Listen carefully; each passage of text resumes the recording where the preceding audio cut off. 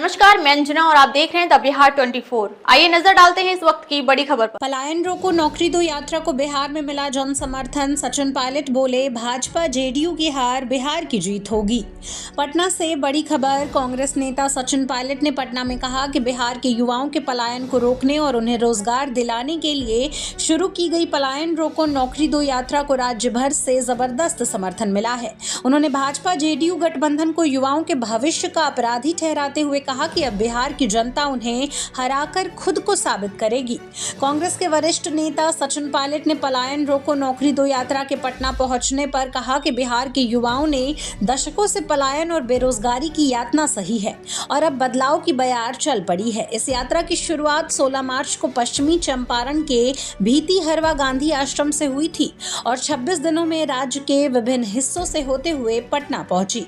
Pilot ने आरोप लगाया कि भाजपा जेडीयू सरकार ने न तो उद्योग धंधे लगाए, न शिक्षा और स्वास्थ्य ढांचे को बेहतर किया और भर्ती परीक्षाओं में पेपर लीक जैसे घोटालों से युवाओं का भविष्य बेच डाला।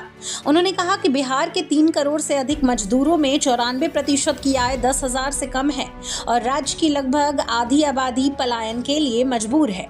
पायलट ने दावा किया है कि यह यात्रा एक जन आंदोलन का रूप ले चुकी है और अब बिहार भाजपा जेडीयू को हराकर नई दिशा चुनेगा।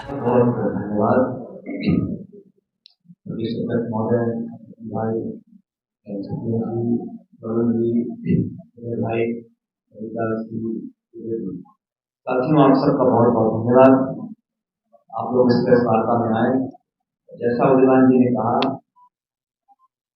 कन्हैया जी और सभी साथी युवा कांग्रेस एक मुद्दे को लेकर 26 दिन तक यात्रा की। उस यात्रा का उद्देश्य क्या था, आप सबने भी सुना। बिहार के नौजवानों को पलायन करने के लिए जो मजबूर किया जा रहा है, उस पर रोक लगाई जाए। नौकरी और बेहतर अवसर ढूंढने के लिए ऐसा नहीं है कि लोग बाकी प्रदेशों से दिल्ली मुंबई नहीं जाते हैं या बड़े शहरों में नहीं जाते हैं, विदेश नहीं जाते हैं, लेकिन वो बेहतर अवसर तलाशने के लिए जाते हैं। उसमें किसी को आपत्ति नहीं, लेकिन पलायन लोग किस परिस्थिति में करते हैं, इस तरह का ध्यान देना पड़ेगा। अव्यवस्था, गरीबी, लाचारी, अविश्वास, जिस जिले, गांव, देहात में लोगों को मन में विश्वास नहीं है कि हम 2 जून की रोटी कमा सकते हैं, BA MA करने के बाद भी नौकरी के नाम पर छलावा मिलेगा, अधिकार के नाम पर लाठी मिलेगी, तो मजबूरन बच्चियों का पेट पालने के लिए जो लोग प्रदेश छोड़कर जाते हैं। और शकील भाई सही कह रहे थे, पूरे देश में आज बिहार के लोग जाकर मजदूरी का काम करते हैं, लेबर का काम करते हैं, छोटे मोटे रोजगार ढूंढते हैं। ये परिस्थिति क्यों पैदा हुई? ये 1-2 दिन में नहीं बनी है।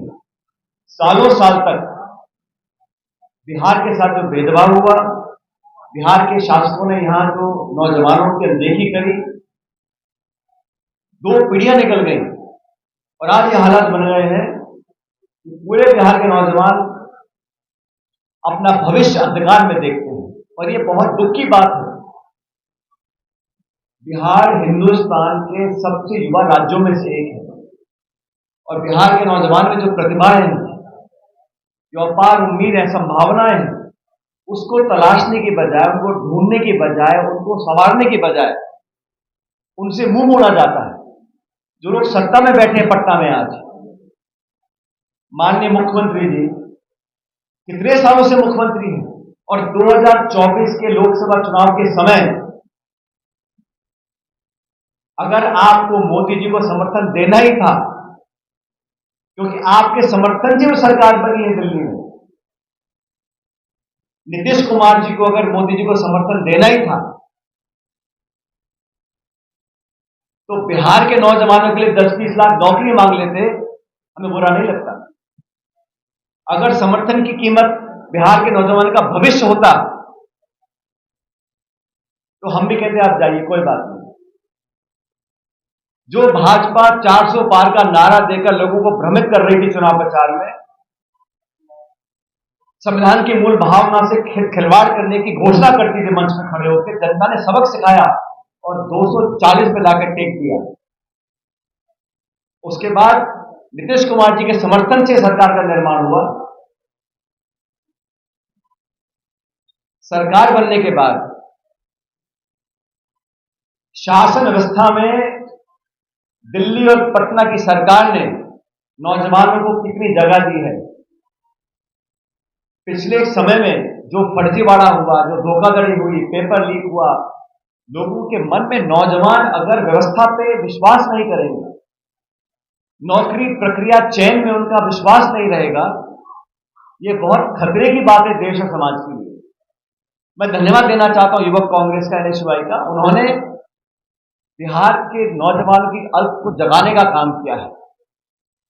बिहार के नौजवान किसी की दया नहीं मांग रहे, वो इतना चाहते हैं कि रिश्वत और पैसा देकर पेपरों को आउट ना किया जाए, भेदभाव करके नौकरियों का आवंटन ना किया जाए, प्रतिस्पर्धा हो लेकिन पारदर्शी तरीके से हो।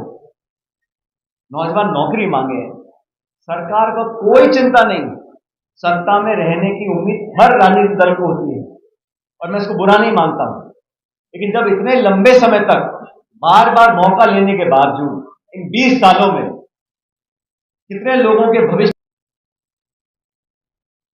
आज लाखों लाख नौजवान बिहार के संभावनाओं को समाप्त होते देख अलग अलग राज्यों में जाते हैं।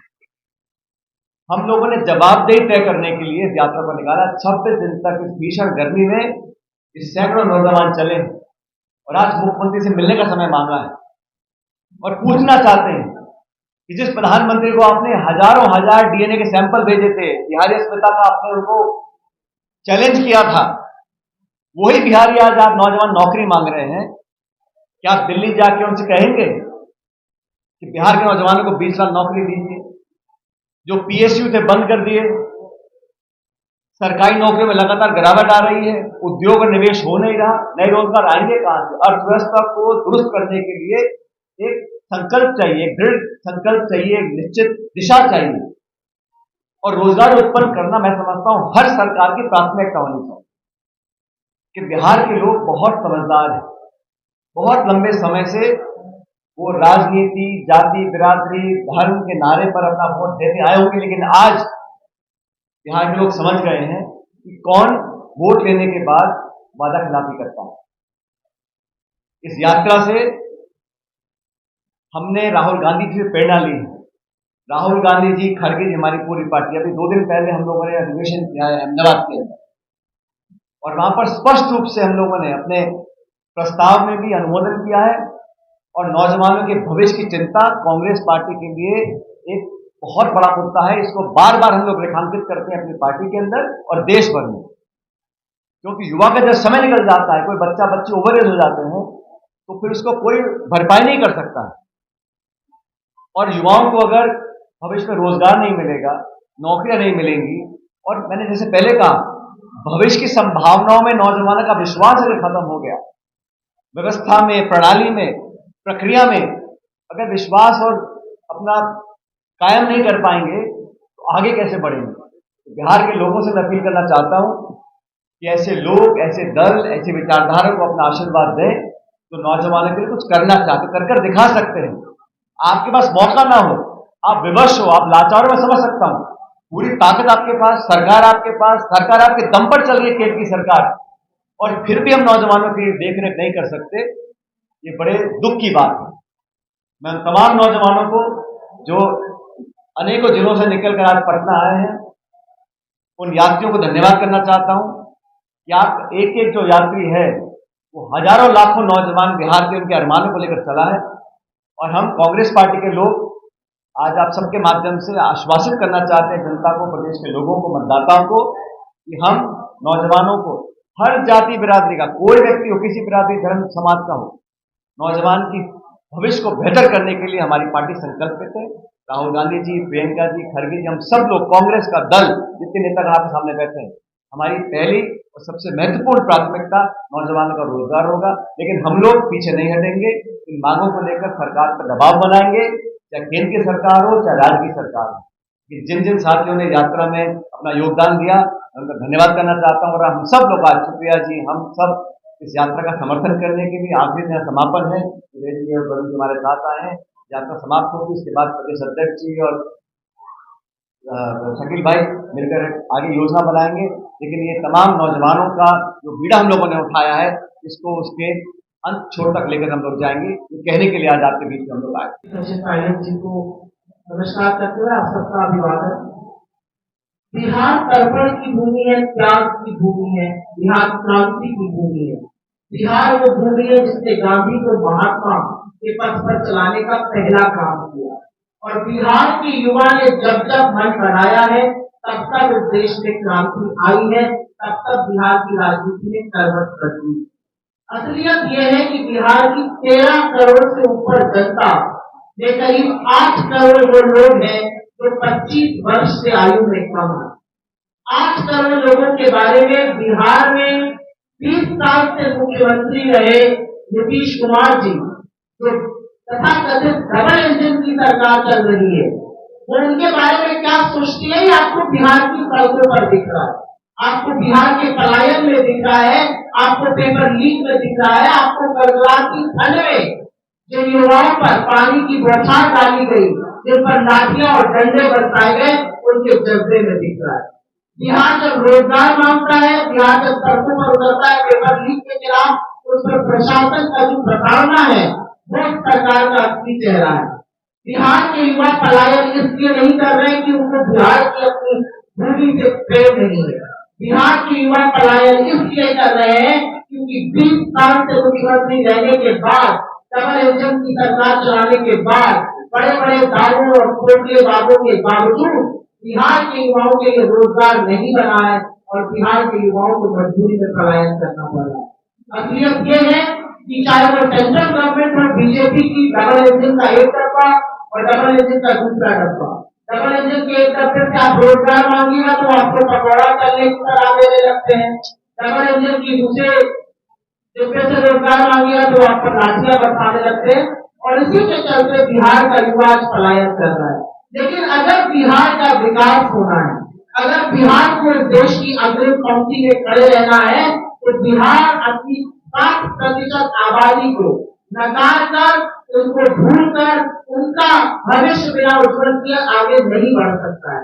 और इसीलिए जो कांग्रेस की यात्रा थी, जो NSUI और युवा कांग्रेस ने मिलकर यात्रा करी, जिस पर कन्हैया कुमार जी चले, जिसका पूरा सहयोग कांग्रेस पार्टी ने यहाँ पर हमारे अध्यक्ष जी, हमारे CLP, हमारे जुझारू दोनों नेता युवा और NSUI के नेताओं ने दिया, ये बहुत कारगर साबित होगी, क्योंकि इस यात्रा ने पूरे देश में एक बड़ा संदेश दिया है कि बिहार का युवा परिवर्तन चाहता है, बिहार का युवा रोजगार चाहता है, बिहार का युवा खोखले वादे नहीं चाहता, बिहार का युवा अपने DNA पर सवाल नहीं चाहता, उसको अपना उज्जवल भविष्य चाहिए और उसको रोजगार चाहिए।